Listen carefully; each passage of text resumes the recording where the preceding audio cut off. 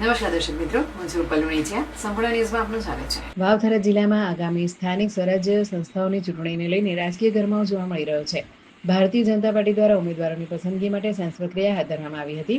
આ પ્રક્રિયા હોટલ શિવાય ખાતે યોજાઈ હતી, જેમાં જિલ્લા પંચાયત, તાલુકા પંચાયત અને નગરપાલિકાની ચૂંટણી માટેના સંભવિત ઉમેદવારોની પસંદગી અંગે ચર્ચા કરવામાં આવી હતી.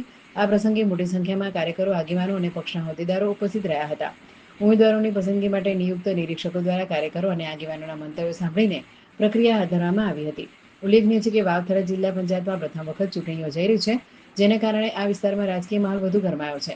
વિવિધ રાજકીય પક્ષો દ્વારા ઉમેદવારોની પસંદગી અને ચૂંટણીની તૈયારીઓને લઈને બેઠકોનો દોર શરૂ થયો છે. જિલ્લા ભાજપ પ્રમુખે આ અંગે માહિતી આપતા જણાવ્યું હતું કે પ્રદેશમાંથી નિરીક્ષકોની ટીમ નવનિયુક્ત થરાદ જિલ્લાની આગામી તાલુકા પંચાયત, જિલ્લા પંચાયત અને નગરપાલિકાની ચૂંટણી માટે આવી છે. તેમણે ઉમેર્યું હતું કે ભારતીય જનતા પાર્ટીમાં ઉમેદવારી માટે ઈચ્છુક લોકો ફોર્મ ભરશે.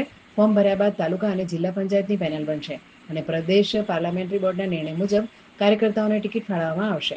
હાલમાં વાવ વિધાનસભાના વાવ, સુઈગામ અને ભાભર તાલુકા પંચાયતના ફોર્મ ભરાયા છે. બાકીના તાલુકા પંચાયતના ફોર્મ ભરવાની પ્રક્રિયા ચાલુ છે અને આવતીકાલે તેનો ચોક્કસ આંકડો ઉપલબ્ધ થશે.